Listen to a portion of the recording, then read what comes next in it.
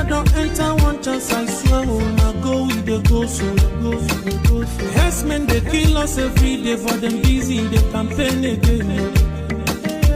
After they failed all the promises they made, oh, then they praise themselves. Why the masses were supposed to give them the praises we they here they run to? Move it up.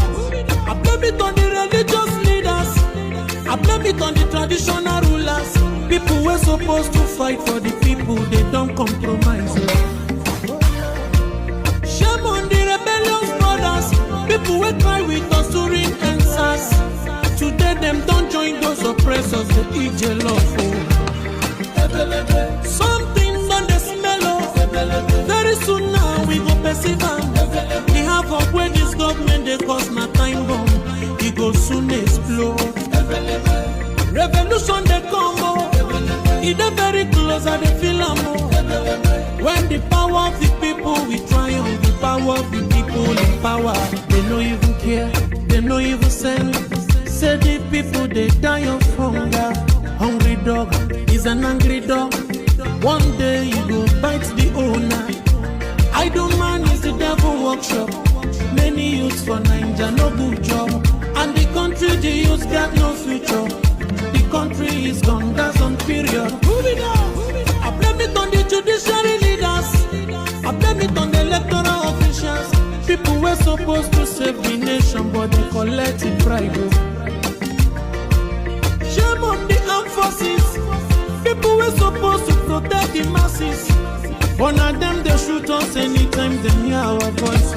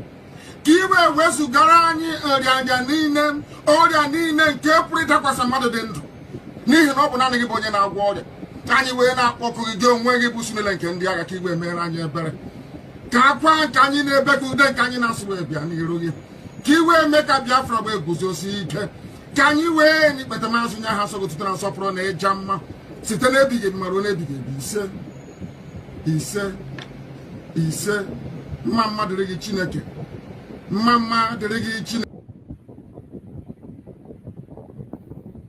What's that, Martin? We're not fighting each other.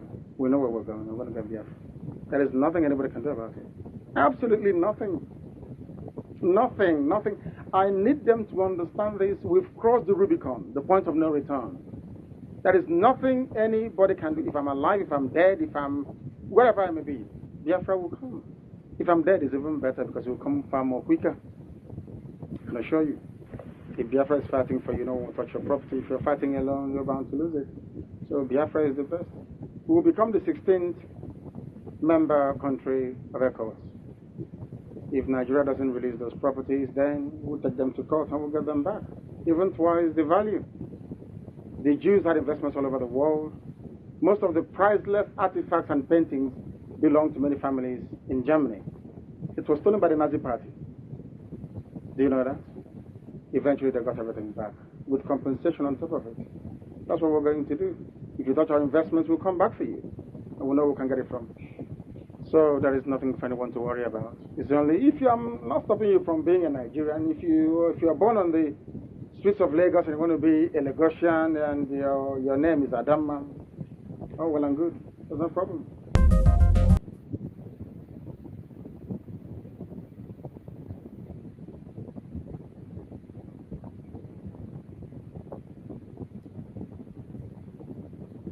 Welcome. Thank you for joining us on another episode on this evening. This is our evening section. You know that our evening section is always a very quick one. We do not waste time in our evening section. Take just 1 hour program and we are done. You know the issue of Biafra, 1 hour is a very small time to use. But no matter how little the time is, we are going to use it effectively. So wherever you are, if you want to be part of the program, you try and join us as early as possible so that you can get the updates. My fellow Biafrans, lovers of freedom across the world, wherever you are watching from, I welcome every one of you that are participating in this very evening program. I appreciate you and I thank you for being part of the program. Do not be discouraged no matter what you see. Do not be dismayed. Continue to stand strong, continue to stand firm wherever you are. Remember, in our platform, we don't come to this platform to attack people. We don't come to this platform for propaganda. We don't come for this platform to instigate violence. We don't come to hit anybody. All we care about is presenting Biafra before the whole world as the only remedy to the failed state Nigeria. We will continue to provide Biafra and present Biafra as the only remedy. There is no other issue, no other thing but presenting Biafra as the only remedy. That is what we continue to do, and that is what we have been doing, and we are not going back from it.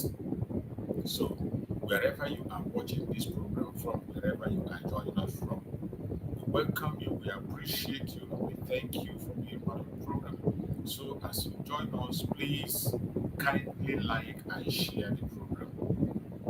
Like and share. It is very important because when you share, you are playing your own role in spreading the gospel of Biafra. You know that the social media network is not our friend. They do not promote our program. It is you that is watching out there that will promote it. If you do not promote your cause for Biafra, you are not doing yourself any good. Don't think that when you promote the program, you are promoting me. You are not promoting me. As far as I'm concerned, I am here to speak for Biafra. Biafra to be recognized, speak that Biafra should be recognized and given their freedom. That is why I'm here. I am also a Biafran, a hardcore Biafran, an Igbo Biafran at that, and nothing is going to change that. I didn't create myself and make myself a Biafran. I did not give birth to myself. Chukwuka Kabema, who created me and sent me to Biafra land, know the reason why he did that. And I will continue to defend my Biafranness until the day I sleep. I will continue to defend my Biafranness until the day I sleep. So it doesn't matter what anybody is doing, it doesn't matter what anybody says, it doesn't matter the attack, the hatred. I don't care. I do not care. You can hate me for all I care. It doesn't make any sense to me. I am very focused and I can never, ever be distracted. No matter the kind of strategies you present before me, no matter the kind of attack, no matter the kind of hatred, no matter the kind of insult, it will never make me to run away from myself. It is impossible. I can never run away from myself because that is what it means. Any day I run away, I say, oh, I will not speak about Biafra again because Mr. A or Mr. B says so something, and that is why I will not speak for Biafra. From that moment, I have betrayed my own very self. I have betrayed myself. Not betraying Biafra, I have betrayed myself, and I will never, ever betray myself. So, my fellow Biafrans, wherever you are watching from, just have a little patience for just 1 hour, and we are going to be done on this very program. It is important important that as we join, we like and we share. We like and we share. For those who are sincere, for those who are genuine, for those who are seeking for answers, feel free to come in, ask your question in that your confusion. As you are watching, the thumbs up is there. Give a thumbs up to the program, like and share. Give me a thumbs up, like and share as you join. So no matter what happens, no matter the obstacles, the hindrances, the temptations, we can never be deterred. No amount of attack will make us chicken away now. So we have come this evening and we choose a topic which says Nigeria under fire. Cpc designation changes everything for Biafra.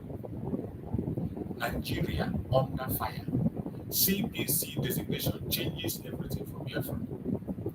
I have said it in the morning that our duty is to continue to connect the genocide of Christians in the north with the issue of Biafra. They are connected. These two things are connected. You can never ever separate them. No matter how you try to play the game, you try to separate them, they are inseparable. In as much as the lawmakers in the United States have chosen their own path, the United States of America have chosen to speak and fight against the genocide in the northern part of Nigeria against the Christians. It has everything to do with the Biafrans. It has everything to do with the Biafrans from the origin. Most of the people who are involved in the death in that northern part of Nigeria, the people that their properties and businesses are destroyed, are always the Igbo Biafrans. They are always Biafrans. The Biafrans that are living in the northern part of Nigeria are always in danger 24/7. It is not a propaganda, it is not a blackmail, it is a fact. It is a fact. They have decimated Biafrans for a very long time, and in all this time, we have never fought back. We never go for vengeance. Just like what they did in the pogrom. We never go for vengeance. They did the pogrom, they still came down and they fought us, and they committed genocide. It has been the government of Nigeria against us all this while. We have never, ever raised our finger against anybody. We have never raised our hands against the state of Nigeria. Even in the Nigerian Civil War, we were only fighting in self-defense. We were on our own and they brought war upon us. Our internal leader did what we would never go for. All he was doing was to protect his people. Just like he said, that Biafra is a place where the people that are oppressed run into for safety. That is what Biafra is. A place where the oppressed people run into for safety. And that is the place we have always been. And we will continue to be there. And we will continue to secure our lives in Biafra. So wherever you are watching from, I appreciate every one of you. And we must continue to pray for our supreme leader, Nnamdi Kanu. Remember, the case of Nnamdi Kanu is coming up on the 20th of November.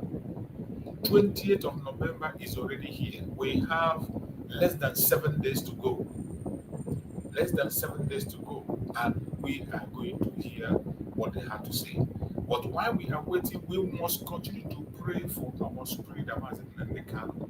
We must continue to pray for him in any way we can to make sure that his voice is not silenced.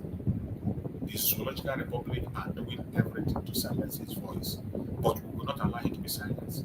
That is why every one of us have to fight alongside our supreme leader, Nnamdi Kanu. We have to stand shoulder to shoulder with him and continue to support him, no matter the missile they throw at us, no matter the forces they bring to us, no matter what they throw at us. We must continue to stand shoulder to shoulder with our supreme leader, Nnamdi Kanu. So today, remember, there is a breaking news that we must have to go into today. There's a breaking news.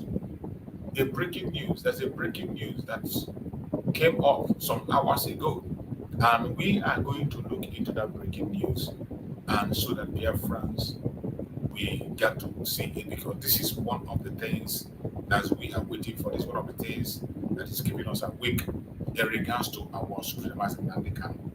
The breaking news from Mazen Nnamdi Kanu in detention. That is the breaking news. It says Nnamdi Kanu files application at appeal court seeking stay of proceeding in trial by Justice Omotosho. Mazen Nnamdi Kanu filed application seeking stay of proceeding in trial by Justice Omotosho.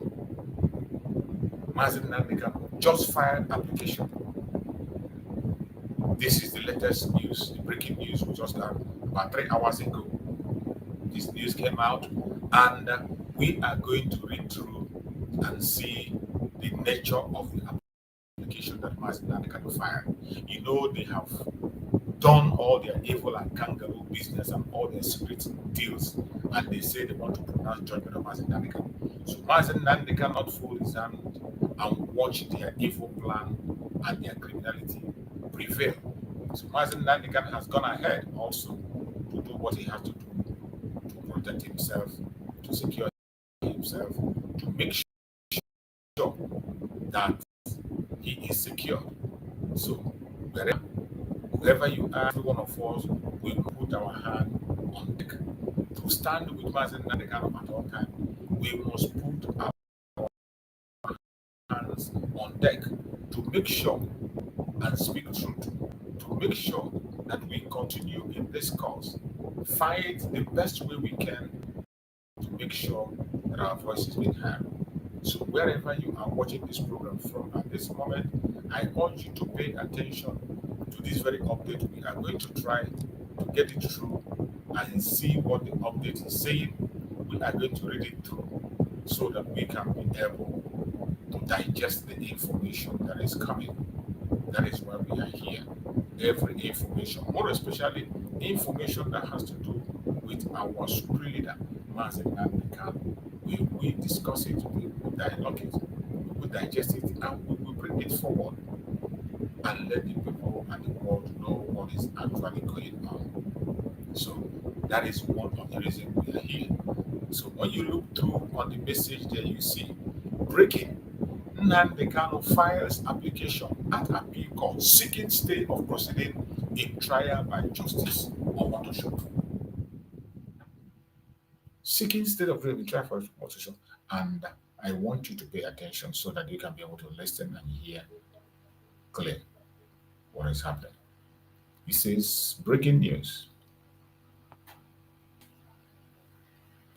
According to court filing, Sahara reporters obtained from Barrister Aloy Ejimako, special counsel to Kanu, the detained IPOB leader filed the application in person, praying the appeal court to stop Justice Omotosho from delivering judgment in his case on November 20, 2025 as scheduled. Mazi Nnamdi Kanu just filed an application demanding the court to stop Justice Omotosho from delivering judgment on his case on November 20, 2025 as scheduled. And he went on to read, the detained leader of the indigenous people of Biafra, IPOB, Mazi Nnamdi Kanu, on Wednesday, November 12th, that is today, November 12th, 2025, filed a motion on notice before the Court of Appeal in Abuja, seeking a stay of further proceedings in his trial by Justice James Omotosho of the Federal High Court, Abuja. According to the court filing, Sahara reporter obtained from Barrister Aloy Ejimako, special counsel to Kanu, the detained IPOB leader filed the application in person, praying the appeal court to stop Justice Omotosho from delivering judgment on his case on November 20, 2025, as scheduled. He prayed for an order staying the proceedings of the trial court in case number FHC ABJ CR 383-2015, Federal Republic of Nigeria versus Nnamdi Kanu, currently pending before Justice James K. Omotosho, pending the hearing and determination of the appeal pending against its decision in the case, particularly on its decision on the no case submission, its refusal to determine its jurisdiction and the validity of the court under which the appellant is being tried, its forscore of the appellant rights, it forscore the appellant rights to defend the case by fielding witnesses on his ground for the application. On this ground for the application, Kanu said that in spite of the jurisdictional questions raised before the Federal High Court, the trial court refused to rule on them. The trial court refused to evaluate the evidence of the prosecution witnesses, vice versa, the cross-examination question, to determine whether the evidence was discredited under cross-examination. He further stated, according to him, through the appellant filed list of witnesses to the call in defense of the case, and indicated that the appellant defense would come up and the appellant failed witnesses, immediately the court determines its jurisdiction and the validity of the court. The trial court refused and held that the decision would only be given on the objection during judgment. Kanu noted the trial court, while refusing to rule on the objection, foreclosed the appellant rights to defend the erroneous allegation leveled against the appellant. The trial court has adjourned the matter for judgment on the 20th of November 2025. He raised that if appellant is not granted, the appellant may be unlawfully convicted without being afforded the opportunity of knowing the validity of the court, the jurisdiction of the trial court, and offering defense on the merits. Kanu maintained further proceeding on the matter will solidify the appellant right of appeal and any appellant decision fails accomplished. The trial court and the appellant would not be prejudiced of the application if the application is granted. The case has been prolonged since the year 2015, only to commence before the instant court sometimes in this year 2025.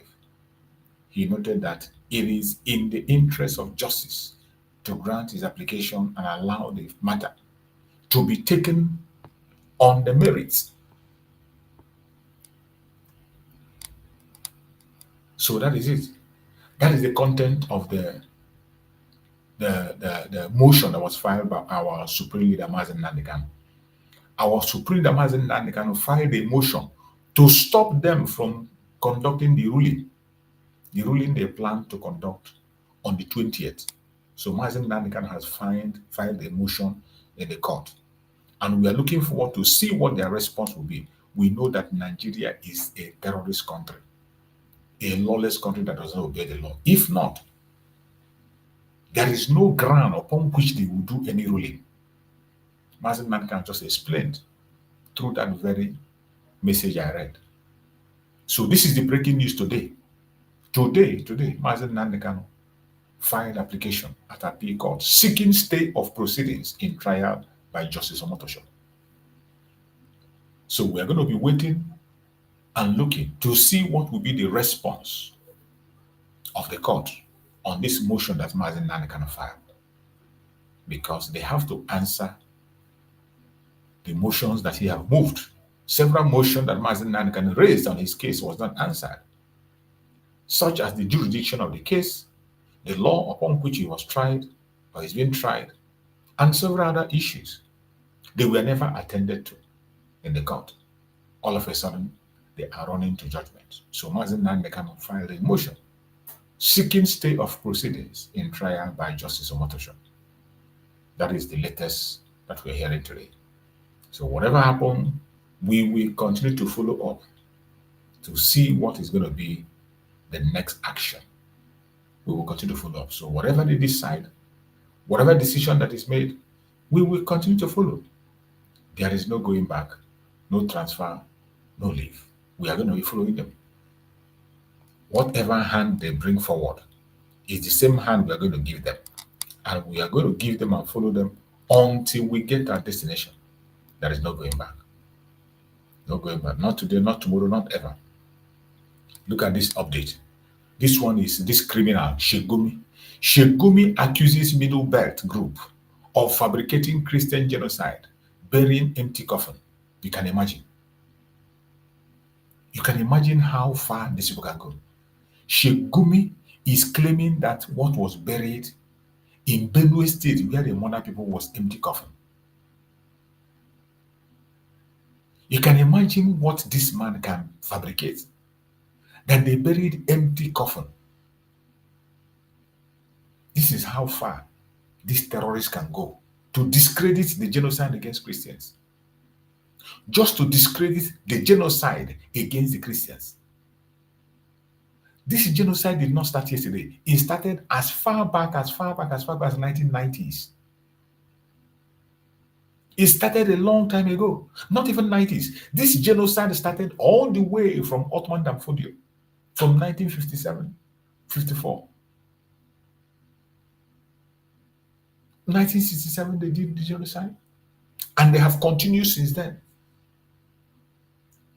And all of a sudden, for somebody to come today and begin to accuse that people buried an empty coffins, you see how far these jihadists can go. They can do everything to discredit what we are doing. That is why we must speak louder. We must not keep silent. This is the reason we must not keep silent. Because if you keep silent, these people will continue to push their lie. If you keep silent, you only give them the opportunity to push their lie. You can imagine what a human being is saying. When we have different evidences everywhere. When we have different evidence here and there. So many evidence that we can count. And yet, they are talking rubbish. Look at this one.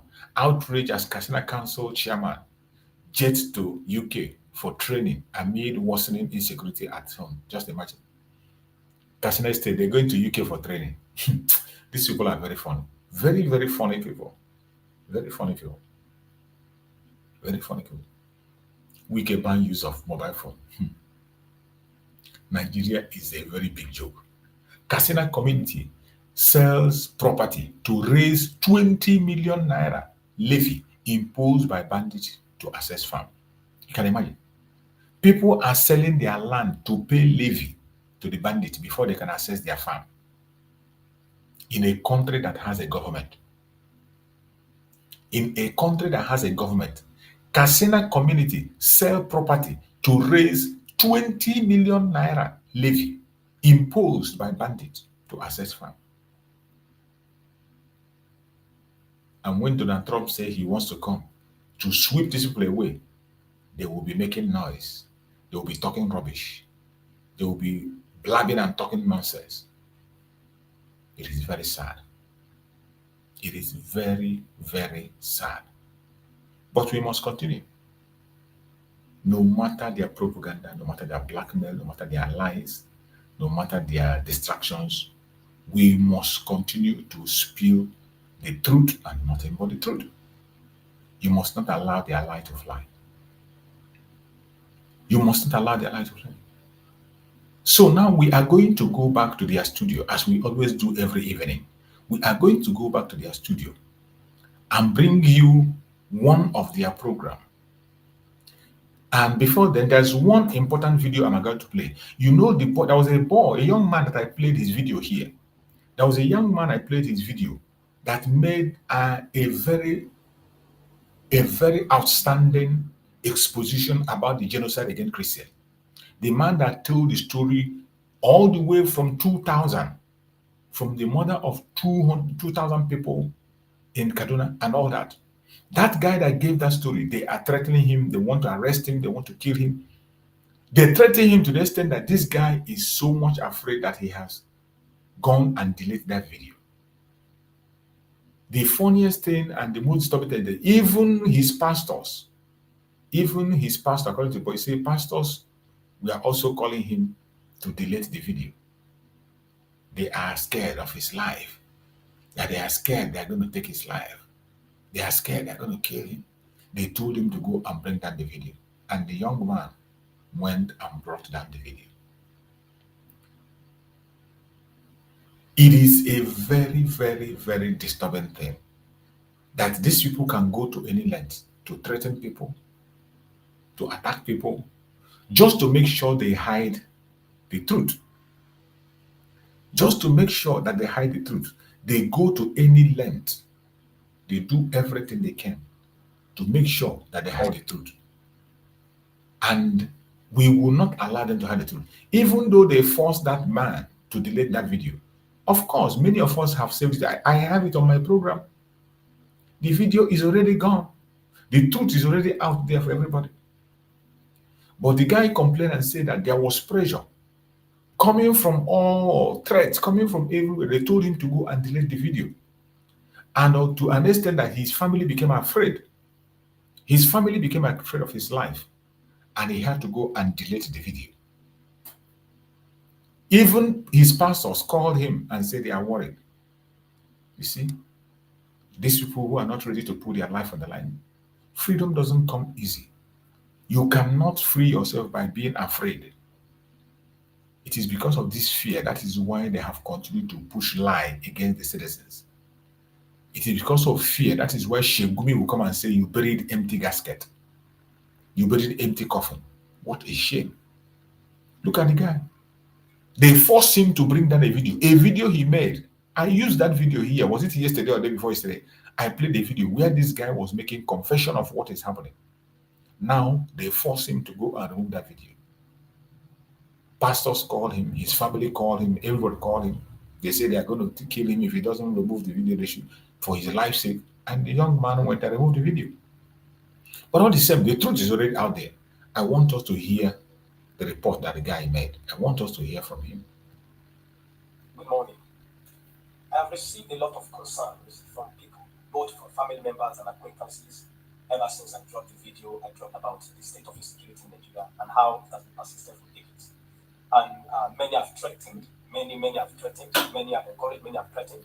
But most importantly is the concern I received from my family members and people that I hold in high regard. My elder brother, who is like he's the most senior for me at this time. I have no father, I have no mother. He's the most senior in our family, and he called me last night, expressing his concern about how dangerous what I've done is, speaking like that, and that people they will kill me and all that, and that my life is in danger. And every one of my siblings are really distressed about this. Also, senior colleagues, ministry, people that I hold in high regards, men of God that I love and respect very much, have called to say, please just delete it. And so that everything will just delete it. But I asked them one question. I asked them, I said, did what I said happen? Did it happen or not? They said, we know it happened. The point is that people here, they will kill you, they will arrest you, they will jail you, they will do what, they'll find a way to silence you, to prevent that, just delete it. And, they were very concerned. While I went to bed this morning at my own time of prayer, while I was fellowshipping with the Holy Spirit, and I was talking to God about this. This is a great concern. I've received several threats. People have said a lot of nonsense. And the Lord told me, said, I should delete it. The reason I should delete it is not because of it didn't happen. The reason I should delete it is simply because to honor the people that have called me to speak to me about it. To say, please just delete it. To honor my elder brother, that is the most eldest for me in my house. To say, please just delete it. And to the men of God in ministry that, I'm a man in ministry. It means I'm a man in authority, or a man of authority. And there are people that we hold in high esteem. And when they say do this, in honor to them, in love to them, it is who you do. And that is what I've done. And so I deleted it. And the Lord said, your message has been passed across. Your message has been sent. It cannot be denied. Your message has been sent. People are aware now. And all that. You see, after I posted that video, I saw people come out with a lot of experiences, sharing their experiences. Yes, people that have been victims of all these atrocities, all this genocide, this religious war, genocide, killings in the north. And people were sharing their experiences. I couldn't respond to many, but I was just reading the comments, the ones I could read. And people were just talking about these things. Now, you see something is that you can silence the truth today. It will speak tomorrow. If you silence it tomorrow, it will speak next tomorrow. If you silence it next tomorrow, it will speak the day after. Now, it doesn't matter how long you silence the truth. One thing you must understand is that the truth will continue to speak. It doesn't matter even if you kill the messenger of the truth. If you kill the messenger of the truth, 1,000 more will respond. They will rise and they will speak. It's just a matter of time. We live in a community, in a society of anyhow things goes. And for years, people have just learned to embrace this thing and just learned to live with it. Nobody wants to talk about it. Nobody wants to talk about the pain. Nobody wants to share it. And when the accusations come from the US to say this is what is happening, which we all know is happening, instead of the Nigerian government to accept that this is happening and that they are working tirelessly to stop it, they are working tirelessly to ensure that they put an end to it, they came out to deny that it is not happening. That's in the first place where I got angry because I was a victim, I was involved. As from my childhood, I've been involved. I've seen these things. So for them to come to say it did not happen, that is why I got angry about it. It did not happen. For what we know has been happening. And they say, no, there is no Christian genocide. No, there is no, there is not. If we do not speak, they will control the narrative. They will continue to say that it never happened. People that have died for this cause, people that have been killed, men, children, pregnant women that have been ripped open, they are there to mean nothing. They'll say, no, it didn't happen, and everybody will just go along with it. It is time we stop. See, there is a time in life where silence means wisdom. There are times that silence means wisdom. But there are times that silence is dangerous. It is dangerous to be means silent. complicity. Sometimes silence is complicity. Worried about for my life. People, friends have reached out. Partners in ministry have reached out. To say, hope you're doing well. But this thing, they'll come for you to kill you. But let me make you understand something. I am not married. I don't have a wife to say I'm concerned for my wife. So because of that, I will not speak. I don't have a child, but I have children here to say I'm concerned for my children. The only thing I have right now in my life is the gospel of Jesus Christ. It's Jesus and Jesus is the one. The assignment he has committed to my hand. And the work I'm doing here. I lived in Port Harcourt until the doctor really down. I lived almost all my life is in it, And so I don't have any ties to say, who will look after my wife? Who will look after my children? No, I don't have any. What I have now is the gospel of Jesus Christ, which is the truth. It doesn't matter what they want to do. Silence me today, kill me today, arrest me today. I will not stop. I will not be silent anymore. I will not be silent anymore. We will not be silent anymore. If we continue to be silent, the narrative will be controlled. They will twist the whole thing, and they will make us understand that it never happened. See, killing me now is just a way to reunite you with my Lord as early as possible. Quickly. If you kill me today, because either you kill me now, if I die, I could die in the next 5 minutes. If I don't die in the next 5 minutes, I die in the next 1 hour. If I don't die in the next 1 hour, I die in the next 1 week, next 2 years, next 5 years, next 50 years, in the next 60 years. One thing is sure. One day I will still die. So either you are doing it now or it happens in the future. One day I will still die. And if I die, I will be sure that I die in the truth. So me, you should hurry up for it. If God permits you to kill me, then it is God that permits you. If I die today, if you kill me today, it is because God permits you. No man can take my life except God permits. Because my life is forever hid in Christ Jesus. I am saved. If I die today, it is glory. If I die now, it is in glory. I go to God in glory. I'm not afraid of no one. If the government wants to come and take me to some black side to torture me, to kill me, to do whatever it is they want to do for me, to arrest me, to jail me, there is no problem with that. You can come and do whatever you want to do. But what I will not do is that I will not go back to change the narrative. I will not go back and say what I've said is not the truth anymore. I will not say, no, what I've said, I said it at all. I said it because I was afraid. No, what I said is what the reality is. You see, what I said is not a new truth. This is what it's not. It's not a new truth. It has been there. We people are being careful about because they don't want to be seen as a bad. It is not a new truth. I love this country. Only once have I ever desired to travel out. I got admission in the US in 2014. And the moment they bounced me at the embassy once, I didn't even bother to try again. I just came back home and continued my life. People say I retry, so I don't have any other place except here. This is why it has to work. We must assure you because I don't have any ambition. So say maybe one day people have ambitions to live, to jump out, to do all those things. I don't have any of that. Except one day, I go for administration abroad and all that. But this is where I have. This is Nigeria we have. We cannot be in a nation where some people find it that it is their right to kill another human being that speaks against their God. Some people feel it is their right to kill another human being. They say it's blasphemy. How do we permit such a law in a secular nation? To say, no, this person has spoken about against our Muhammad or against our God, against our Jesus, and he deserves to die. Nobody deserves to die because of another God. Nobody deserves to die because of another God. In Christianity, for me, I will die for the sake of my God, but I will not kill another man for God. I will die for Jesus, but I will never kill another man for Jesus. That is not the mandate of Christ. We die for the gospel, we die for the cause of the cross, but not to kill. So if anybody feels it is a right that they can kill, then we will never move forward. Abolish Sharia. It has no place in Nigerian society. If they want to ensure they keep practicing Sharia, then they should create another country. But we cannot be living in one country. We call it one Nigeria. The concept of one Nigeria. You ask yourself, has Nigeria ever been one? Is there any time Nigeria has ever been one? What we have learned to do over the years is to manage to live with each other. We have only learned to manage to live with each other, to manage to tolerate each other. But Nigeria has never been one. And if this country is going to progress as many of us want it to, as many of us desire it to, then certain barbaric acts have to be put away. This is not an Islamic nation. This is Nigeria. It is not an Islamic nation. Supposedly. Certain barbaric acts have to be put away. We want this country to work. We want it to succeed. Many a time we have traveled in prayer for it. Many a time we have labored to ensure it grows, to ensure it develops. We have all it takes to be a world-class country among the countries of the world. But here we are, penury, poverty, dejection, recklessness. No consequence. People do whatever they like and go with it. Government officials do whatever they like and go with it. Nobody want to talk because they don't want to be self-governed. People know the truth. They say, I don't want to be the one to say that. We know now. We don't want to make it look like that. No, we will never succeed that way. I've told you, I've deleted that video simply because of people that I honor and respect so much that spoke to me about it. But what I will not do is to say it didn't happen. No, I experienced it. We saw it. Many people have come out. If you give an opportunity for people now, open a chance for people now to air their expresses in the northern part and all those in the east, they will come out. They will come out in hundreds of thousands and millions to tell you. People that their life have never remained the same. They have not recovered today from since Sharia life. Since from that moment their life became disorganized till today, they have not recovered. How dare we now say it didn't happen? How dare we now say there is no persecution? I've deleted the video as just to ask you, but let's understand. We cannot continue to be quiet against injustice. We cannot continue to be quiet against the bad things and the evil that's happening in this country. We want Nigeria to succeed. Regardless of who the president is, either from this president or whatever next president, we want Nigeria to succeed. I desire to see a working Nigeria for all, where all men benefit, where all men are carried along. But not where some people. Fortunately, you can't see that. They can keep killing straight. Fortunately, you can't see that Nigeria. People have been brainwashed and with extremism, and they keep going about doing these things, and we're not doing anything reasonable about it. I trust the Nigerian military. I have confidence in them, except the fact that many of them are being compromised. If Nigerian military, the military that we know, I schooled the military, so I know what I'm talking about. If they want to end it within 1 month, they will charge through these people properly. They will charge through them properly and ensure that none of that never rises again. But when we keep going about negotiating with terrorists, negotiating with bandits, taking photos of the bandits, giving bandits press conference to speak, bandits, criminals, in a nation like Nigeria, how do you think we're going to do? We want to see a working Nigeria.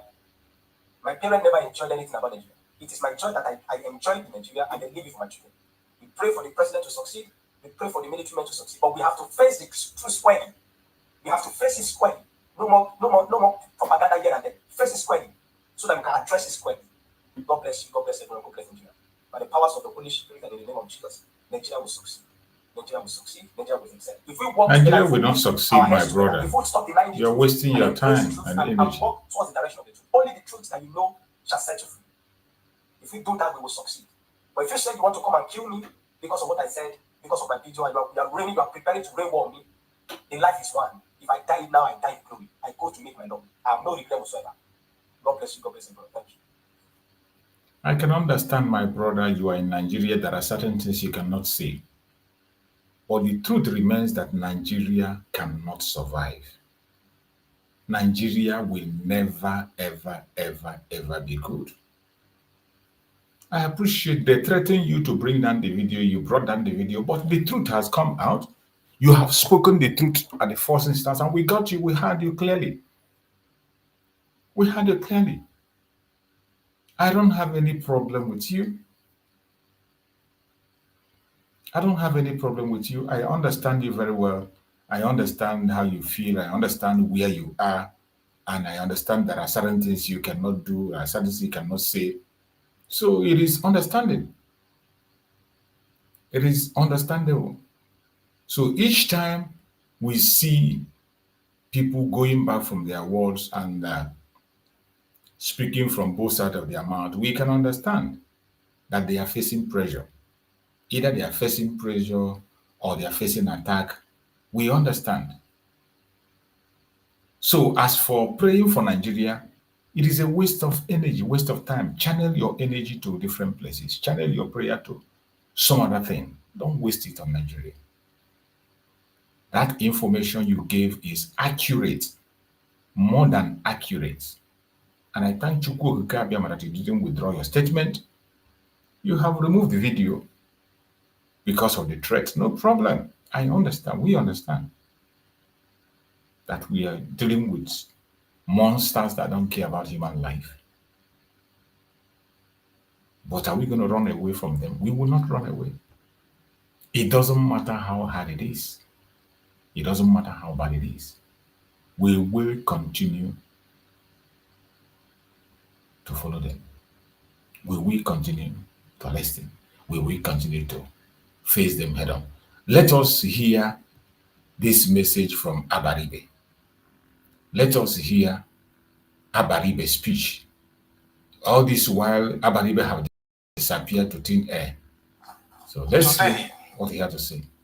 There is a consensus among both politicians, civil servants, and the ordinary man on the street that we are in a very dangerous crossroads. I'm sure that is very clear to all.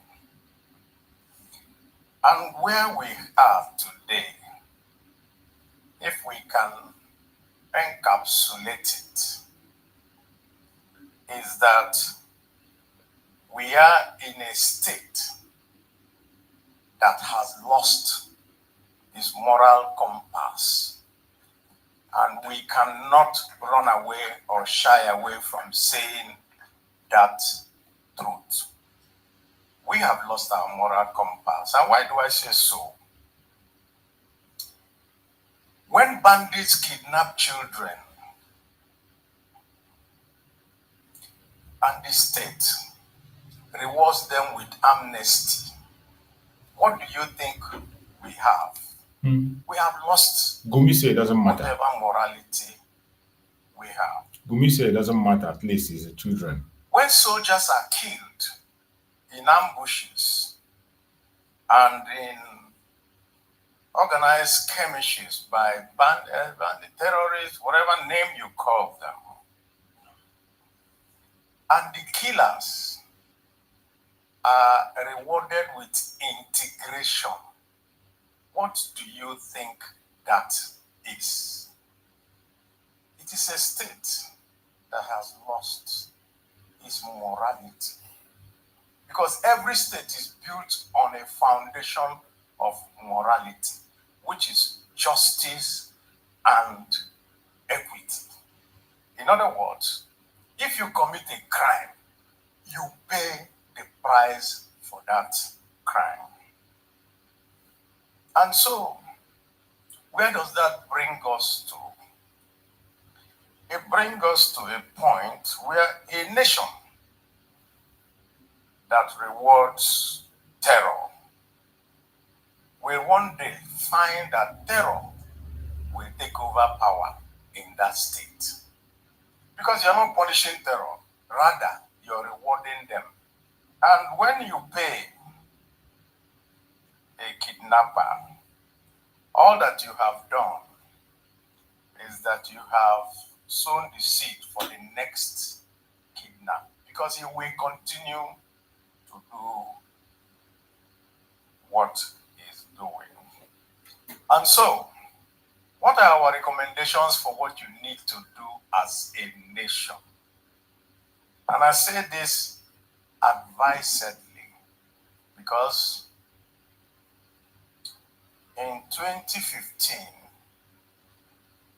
in the inception of this APC government, I was the minority leader in the Senate, which meant that I was officially the person in opposition. And I continued to shout and cry. And I said then that rather than confront the evil before it, the government preferred to deal in propaganda. And I made a quotation that those who live by propaganda will also die by propaganda. And that is where we are today, 10 years after, rather than abating, the matter has simply worsened, and worsened to the extent that a foreign power is now trying to set us, to tell us this is your moral compass where you should be. That somebody is coming from America to tell us what to do. It's a shame on Nigeria. Why?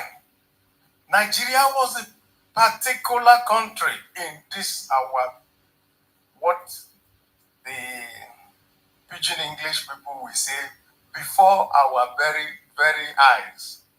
We went and imposed order in Liberia. We imposed order Your in scam Sierra order. Leone. We imposed order in Scam Congo. order. We went all over Africa imposing order. And the Nigerian military was the best rated military on this African region.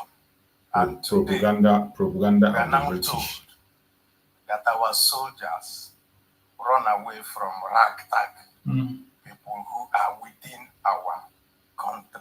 It has come to That reality is now. Those ones you go to Sierra Leone, That's why I is say we are that the acting country movie.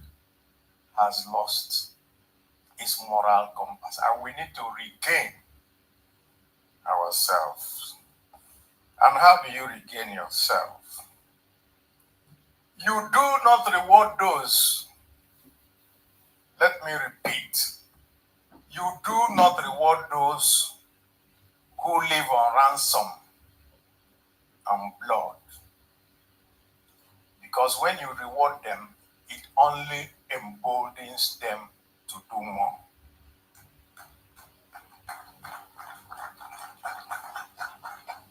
I think there was a particular general. Go and tell that story. Go and tell that to Gumi. If you don't cut your head, come on. Him that when he said that his job is not to forgive, that his job is to send the terrorists to God. Let God forgive the person when he has sent him there. That is what we ought to do in Nigeria. A terrorist and a criminal ought to be sent to go and look for. That is what we do in Biafra land. We send them to God. Not within our polity. Finally, we need to note this. A government that chooses appeasement over justice, a government that chooses appeasement over justice simply signs the death warrant of its citizens. Because what happens is that that person that you are appeasing will see you as weak and will continue to perpetuate more evil so that you will be appeasing them, and there comes the time when there will be no more opportunity to appease them. And so, to go forward, I would like, as I see all the array of people who are going to speak today, to leave the details of all the things we are going to discuss to both the keynote speaker and the other. But I will leave you, before I quit this stage, with two things, two key points. One, we are back in 2013. There's no doubt about it. What happened in 2013 is what is now going to happen in 2020, 26 and 27. And so, one of the biggest challenges of a political consensus, because we're going to discuss conflict and consensus, one of the biggest challenges is the clash of egos among politicians. And you know why? When somebody says it's my way or the highway, there is no way you can come together. So what we are doing at the moment, or what we can profound at the moment, is that at that moment in 2013,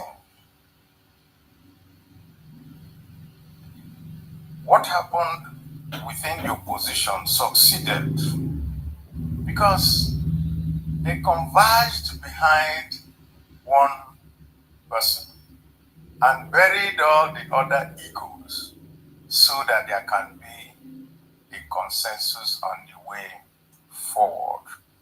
And for those who are trying to come together today, they need to be very mindful of the lessons of history, of what happened in 2013.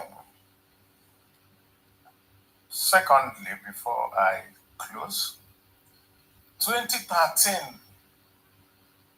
led to the defeat of an incumbent government in 2015.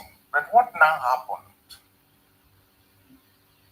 The essence of why people venture into politics should be to selflessly serve people and the country. By 2015, and by the time that government got into power, instead of serving the people, instead of serving the country, everybody now endorses in saying, let me take my own or my share. And rather than buckle down and deal with the myriad problems of the country, the particular government engaged in blame shifting. It is the previous government of Jonathan. That's what happened throughout from 2015 to the end of the Buhari regime. And what are we seeing today? What we're seeing today is also an APC government of President Bola Ahmed Tinubu going ahead to blame the APC government of Buhari of the problems of today. And we say, no more blame game. Buckle down and do the work for which you are elected. And you're elected to make life easy for your people. You're elected to make life very, very good for your citizens. You're not elected to buy yourself another jet, do all the good things. Because for any man like me, above 70, there is nothing you give me today that will mean anything to me. Because my time on earth has also gone a very long way. And it's very, very short. What is it? Because I find myself today when I'm at home, and my wife is always complaining. We put a lot of meat, you don't eat, you eat only one. I said, you see, it is the fact that we have gotten to the age where we no longer are glutinous for anything. And that should be what it should be in your lifestyle as a leader of a poor country like Nigeria. And I emphasize poor country. Because a country of 200 and something million people with a gross domestic product of below $20 billion, that is absolutely nothing. When you have a country like Norway with less than 5 million people and more than $1 trillion, so when you compare, you see that there is no comparison at all in terms of wealth. And so, what we ought to do is to do the right thing and develop a very clear, pragmatic, and visionary solution to all the problems that are besetting Nigeria today. So I'm really excited, and I look forward to hearing from and learning as a student of learning. I'm glad to see Father Luoma here. I only see you on video, all the videos you post. I'm glad that I'm going to listen live to you today. And my very good friend, Udenta, that one, you can always at any time be sure that he's going to make life very, very lively here today. So I wish you all a very successful event. And I thank Peace Setter Frontier Magazine. And I say, may God bless Nigeria.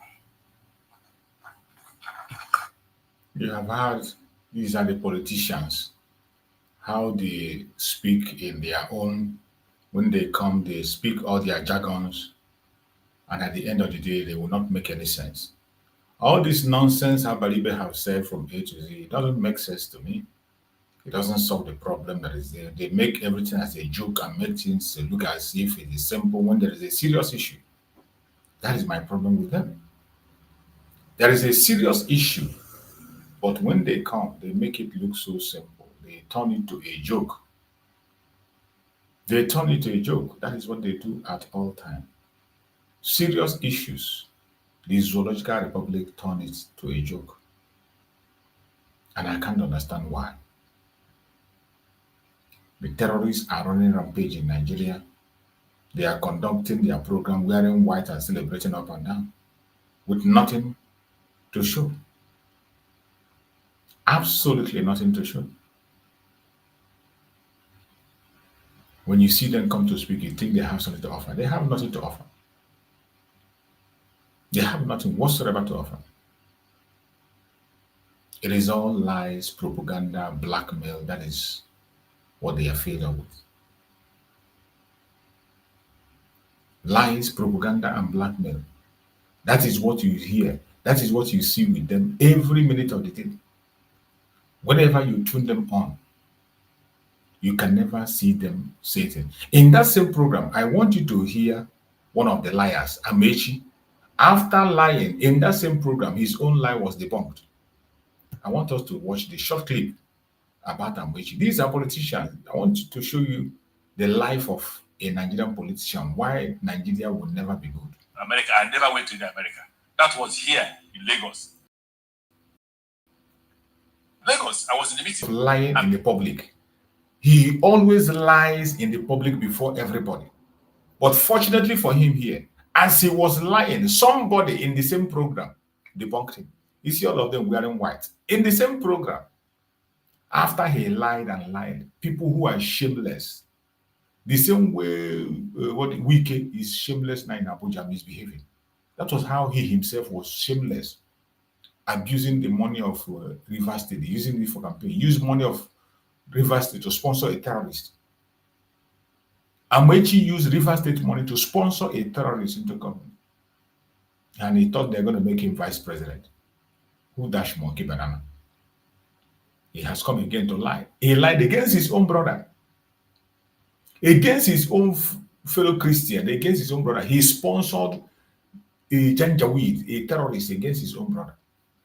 Now look at him, listen to him lie, and you see the young man who will debunk him. America, I never went to America.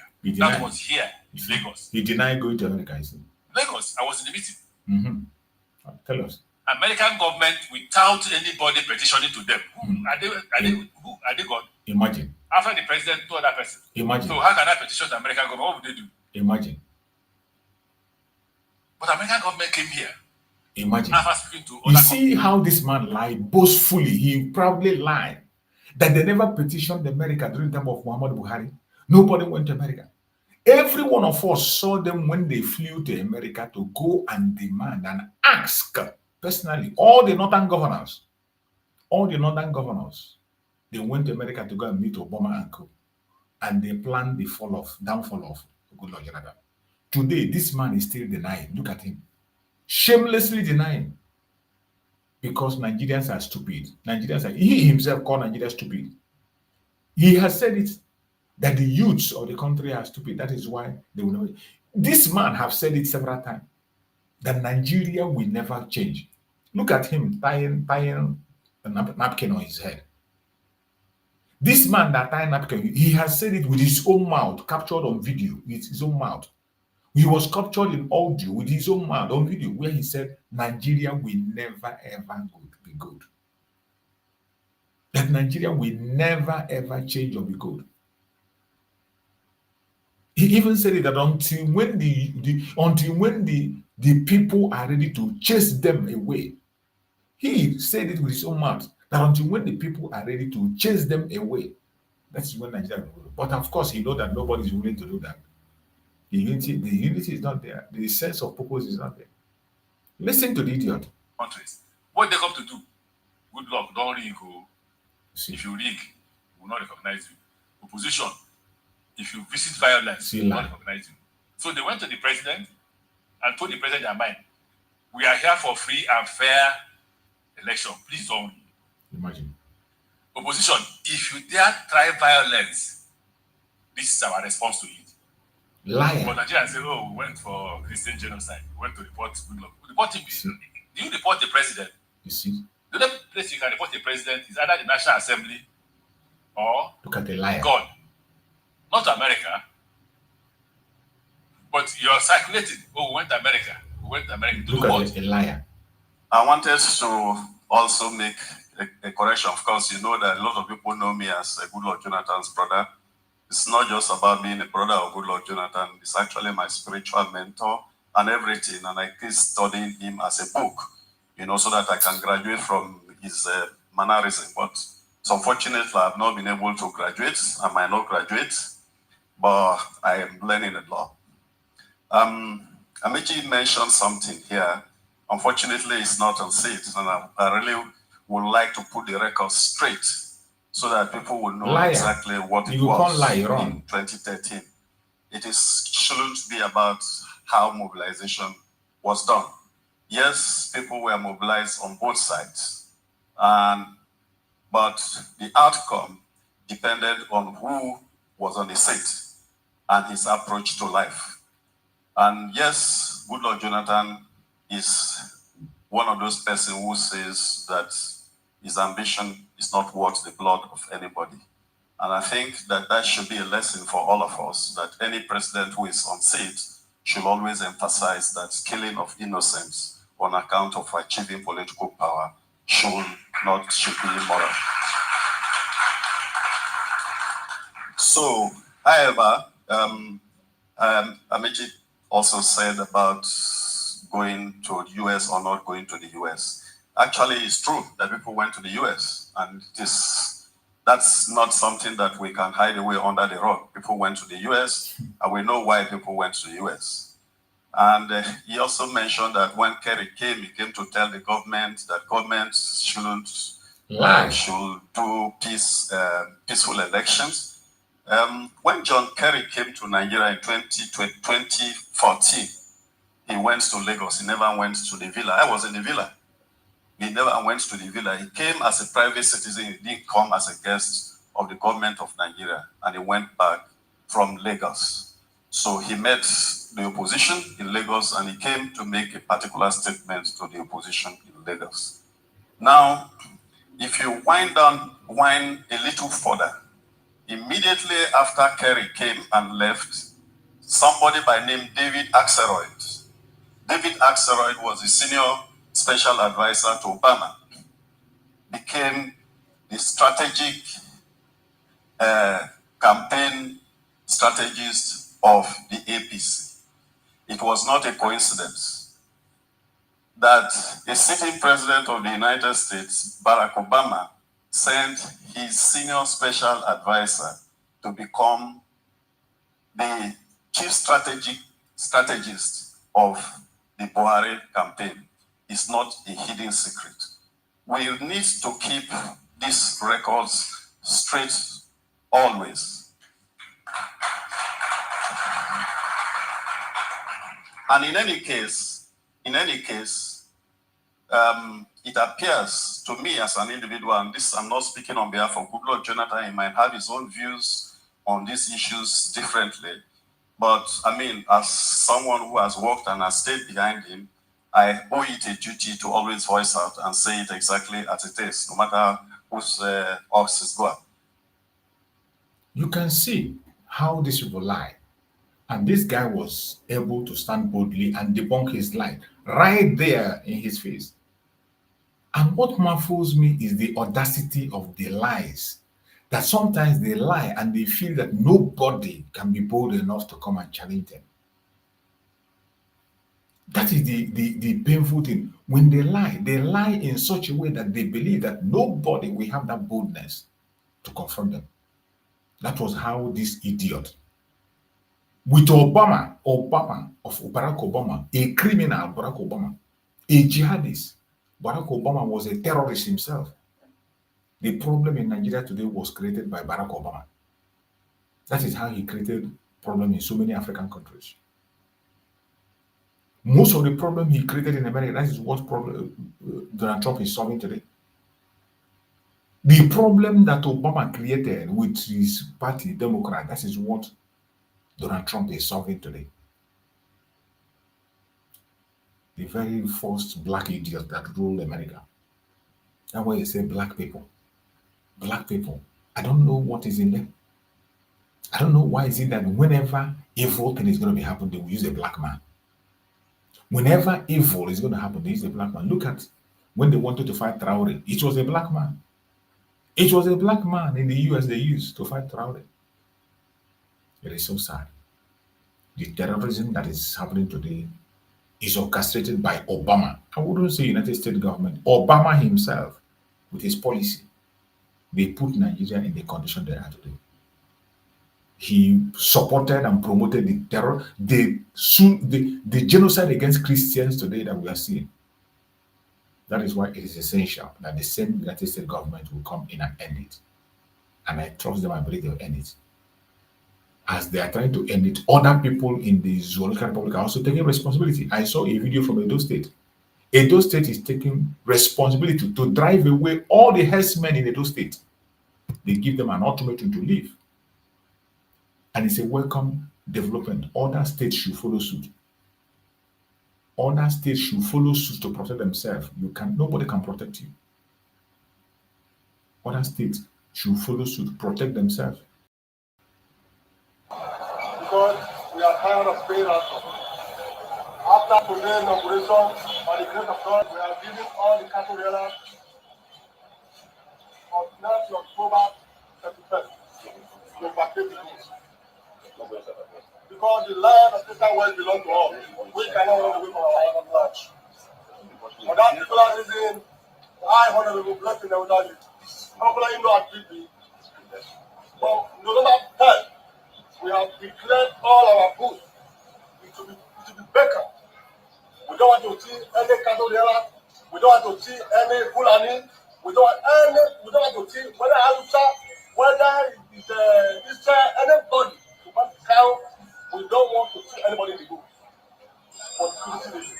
As from today, November 10th, if you are found in the goods, you have a second day. By the grace of God, our security men, this one is not going to be treated as usual. We are going to hand over this back to you people and the material to war. No man to go home and sleep because we will not allow them to take our land. We are returning it back to our land by the grace of God. So, please, all the security men to their hands to work. And to do that is God that reward. God will not support you all. God bless you all. That is Edo State taking charge of their own security. Edo State is taking back their land.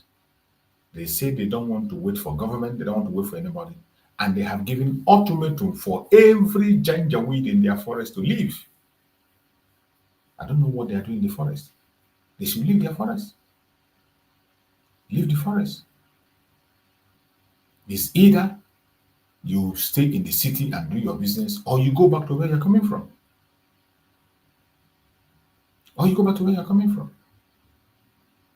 Nigeria is not ready. All they do, even in the face of the warning from the United States, what they are busy is pushing propaganda, blackmail everywhere. They are pushing propaganda.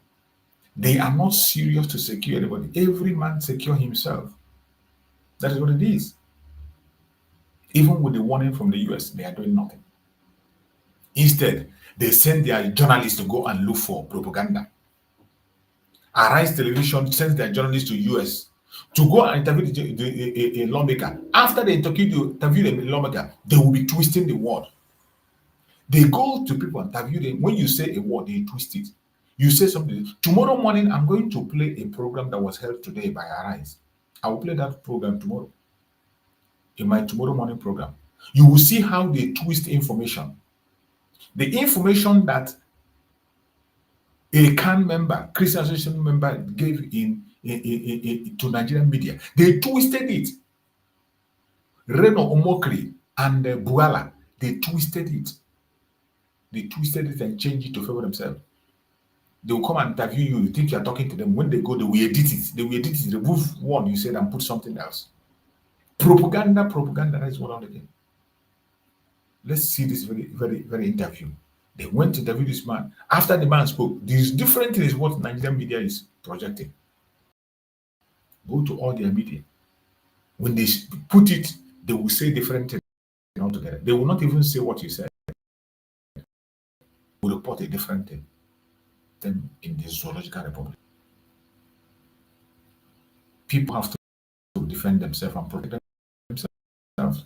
I'm here at Rayburn House, which is the Office of Representatives. Because of the government shutdown, it hasn't been easy getting a hold of anyone, but we did manage to get an interview with Congressman Bill Huizenga. Let's see what he has to say about these allegations of a Christian genocide in Nigeria. I'm glad that we're able to do this. This is something that's been very, very important. And as I've been saying to some of my colleagues, we were too late on Rwanda. We were too late on South Sudan and a number of other atrocities that have happened in Africa and other places around the world. So let's not be too late again on this one. What I'm concerned about in particular is you look at the Fulani and the radicalized Islamists, how they are attacking both moderate Muslims as well as the Christians. And I think it's hard to deny when you see 200 Christians slaughtered on Christmas Eve a few years ago. Clearly, it was coordinated in the attack. And I've talked to people that were in the village. I've talked to religious leaders who have been experiencing this for years. They feel targeted and know that when their homes are being entered or they're being attacked in the middle of the night, this is not just some sort of, people are in conflict. They feel very much targeted. Because of that, the U.S. response has been swift. Christianity is facing an existential threat in Nigeria. President Trump threatening to potentially go into the country, guns blazing, to wipe out Islamic terrorists. I too was surprised by the comments that came out, that the president came out that forcefully. I suspect that is not a high priority of having actual military intervention specifically. In this interview, this is the only place they capture. Go to their media now. This is the only place they capture. This one they call Buala. Buala was using this reference to support Nigerian government. He was using this reference this man made now to attack Donald Trump. That Donald Trump just made that very comment out of this. He's not ready to come. He's not ready to take any military action. That he just made it just to make people feel that he has said something.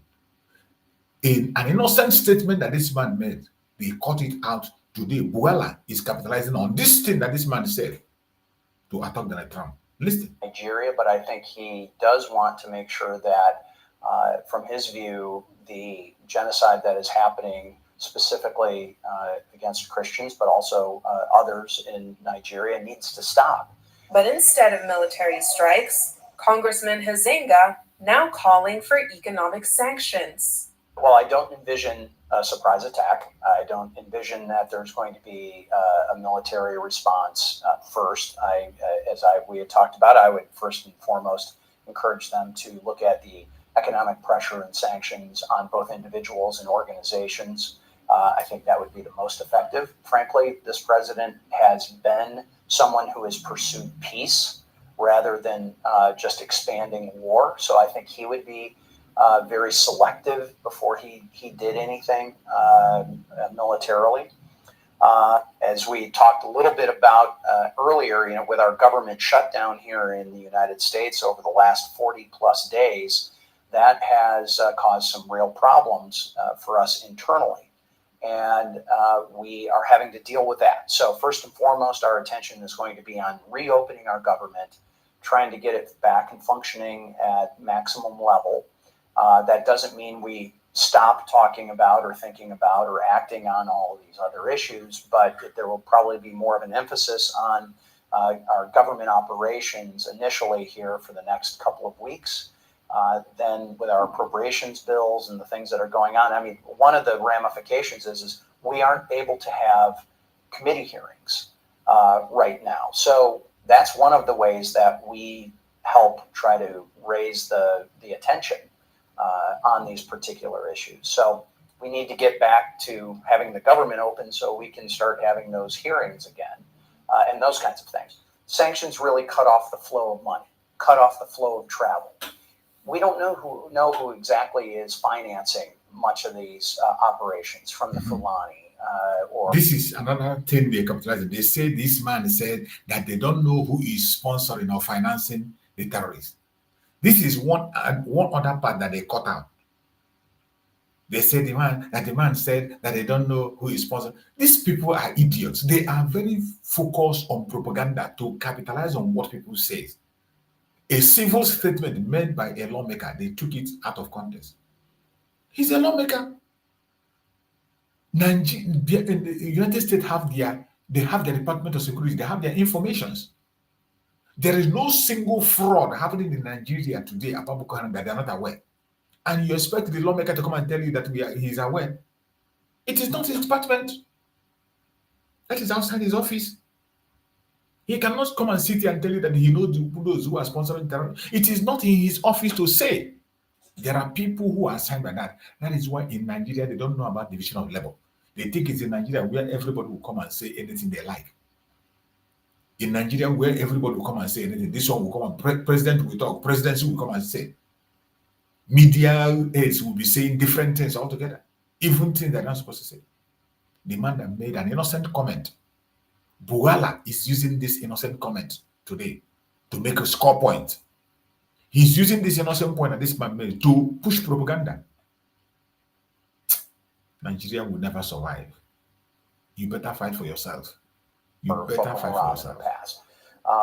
And what I do know is, though, if we put economic pressure on them and the inability to move money around, that will have an impact, I think a positive impact. So I want to get serious about it because, again, I'm not convinced that the Nigerian government has taken the situation seriously. Hazinga saying he thinks the Nigerian government needs to do more. They need to demonstrate what are they doing to protect they are not doing just nothing. Christians, but they are certainly doing nothing. Christians, and what are they doing and proposing to lower that violence threshold. And Nothing whatsoever. That's, earlier you were asking, have I been satisfied with the response? No, because I think the response is no, there's really not a problem. Satisfying. Well, I think there is a problem. And I'd like for them to demonstrate either very clearly why they think there is no problem, which, again, as I had said in the meeting with the foreign minister, I don't think that was adequately addressed at all. And more satisfactorily, what is their plan to deal with the violence in Nigeria, and both against Christians, but I think in general, much of the other, many of the other situations that are violent. And we talked earlier a little bit about the importance of Nigeria in not just West Africa, but the whole African continent, and the economic success and potential that is there. They being the Nigerian government has talked about, well, we don't want to have an unstable situation for Western companies to operate there. Well, you're allowing that destability. that instability to occur. So I would argue that it's not President Trump or the United States that's causing that instability. I would argue that when you can't guarantee the safety of your workers and your employees or your products, whether it's in energy or mining or in a number of other things, you've got a problem. And obviously, Nigeria is a beneficiary from various forms of aid internationally, but they also are a beneficiary of businesses that are coming in. And I think it's in Nigeria's best interest to make sure that whether it's the Fulanis or others that are really the root cause of this, that it's addressed. I had a very frank conversation with the foreign minister back in May. Did not get satisfactory answers, and so we're paying attention and we're trying to put some pressure. If you are asking me, am I satisfied with the Nigerian government's response to both questions in committee or questions that we've had in private conversations, my answer has been no. Had I thought that they had adequate responses, we would not be having this resolution. We would not be having this legislation. And to me, my frustration is it doesn't feel like the Nigerian government has been taking this serious. Anyeza Osakwe, Arise News, Washington, D.C. You see, a strange report that the man made, they twisted it. They go there, they want to score a point instead of dealing with their problem. They are busy scoring points. It is sad, but that is the situation. I appreciate everyone that joined us on this evening program. We have been able to show certain things on the way it is happening in the Zoological Republic. May Chukwu come and protect every one of you. And may Chukwu come and protect our leaders. Nnamdi Kanu have filed another motion to stop the judgment that is coming on the 20th. Nnamdi can have filed a motion. That is the breaking news we got today. So we're going to see what is going to happen and how the motion is going to be taken as we go further. Thank you so much for watching. See you tomorrow morning, 7:30 a.m. Biafra time. Always try to join us in the morning program. And Chukwu Kama bless you. Good night, everybody. Stay blessed. Bye-bye. Nigeria don't enter one chance, I swear, now go with the go so. Yes, men, they kill us every day, but them busy, they campaign again. After they failed all the promises they made, oh, them they praise themselves. Why the masses were supposed to give them the praises we they run to? Move it up. I blame it on the religious leaders. I blame it on the traditional rulers. People were supposed to fight for the people, they don't compromise. Shame on the rebellious brothers. People will cry with us during answers. Today them don't join those oppressors, they eat jello. Something on the smell of. Very soon now we go perceive. We have up where this government they cause my time bomb. It go soon explode. Revolution they come. It's very close at the film. When the power of the people we triumph, the power of the people in power. They don't even care, they don't even send. Say the people they die of hunger. Hungry dog is an angry dog. One day you go bite the owner. Idle man is the devil workshop. Many youths for Nigeria no good job. And the country the youths got no future. The country is gone, that's on period. Move it on. I blame it on the judiciary leaders. I blame it on the electoral officials. People were supposed to save the nation, but they collected bribe. Shame on the armed forces. People were supposed to protect the masses. One of them they shoot us anytime they hear our voice.